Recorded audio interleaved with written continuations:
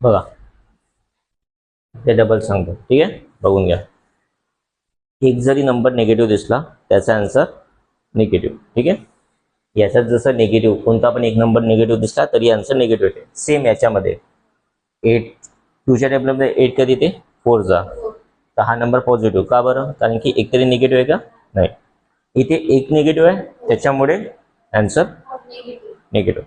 इथे पण एक निगेटिव्ह आहे त्याच्यामुळे आन्सर निगेटिव्ह. इथे दोन्ही निगेटिव्ह आहेत त्याचे आन्सर पॉझिटिव्ह. एक निगेटिव्ह असतोय तर आन्सर निगेटिव्ह आहे. हो बस, ठीक आहे, समजलं एवढं. सिंपली असं आहे की हे रूल कुठे लागेल, एक निगेटिव्हवाला जेव्हा मल्टिप्लिकेशन असेल मधात किंवा डिवाइड असेल. हे डिवाइडचं साईन आहे ना मधातलं, डिवाइडवाला, हे असं असेल तरच हा रूल लागेल, नाही तर नाही, ठीक आहे. बाकी ठिकाणी लावू नका, समजलं, डोक्यात भरून घ्या एक गोष्ट, ठीक आहे. आता मी एक्झाम्पल देतो.